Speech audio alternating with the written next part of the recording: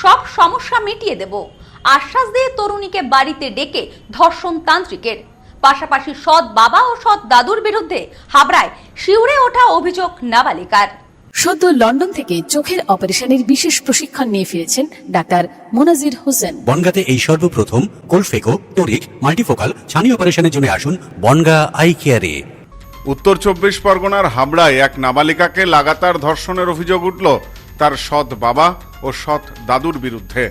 নিজের মেয়ের ওপর হওয়া এই চরম অত্যাচার দিনের পর দিন জেনেও চুপ করে ছিলেন তার মা। পুলিশ ও স্থানীয় সূত্রে জানা গিয়েছে, নির্যাতিতা হাবড়ার একটি স্কুলের 8ম শ্রেণীর ছাত্রী।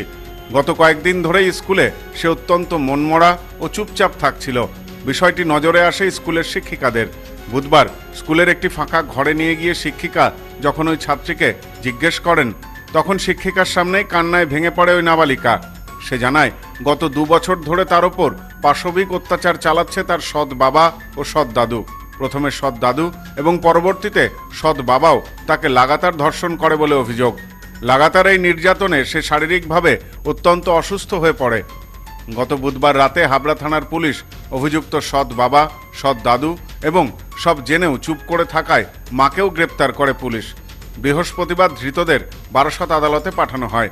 অন্যদিকে সব সমস্যার সমাধান ও অভাব দূর করতে তান্ত্রিক বাবার কথা মতো ফাঁকা ঘরে গিয়েই সর্বনাশ হলো তরুণীর। সমস্যার সমাধানের নাম করে তরুণীকে ফাঁকা ঘরে নিয়ে গিয়ে ধর্ষণের অভিযোগ উঠল এক তান্ত্রিকের বিরুদ্ধে। গত মঙ্গলবার ঘটনাটি ঘটেছে পুরুলিয়ার বোড়ো থানা এলাকার আকড়ো গ্রামে। ঘটনার পর বুধবার নির্যাতিতা বোড়ো থানায় লিখিত অভিযোগ দায়ের করেন। অভিযোগের ভিত্তিতে অভিযুক্ত তান্ত্রিক সৌমেন গোস্বামীকে গ্রেপ্তার করেছে পুলিশ। আজ তাকে পুরুলিয়া জেলা আদালতে পেশ করা হয়। জানা গেছে, দীর্ঘদিন ধরেই এলাকায় তান্ত্রিকের ব্যবসা ফেদে বসেছিল অভিযুক্ত সৌমেন গোস্বামী। সে মহিলাদের নানাবিধ সমস্যার সমাধান করার আশ্বাস দিত। সরল বিশ্বাসের সুযোগে বহু মহিলাই তার কাছে যেতেন।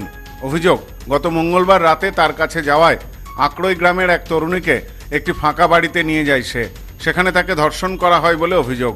যদিও গ্রেপ্তারের পর নিজের বিরুদ্ধে ওঠা সমস্ত অভিযোগ অস্বীকার করেছেন অভিযুক্ত তান্ত্রিক।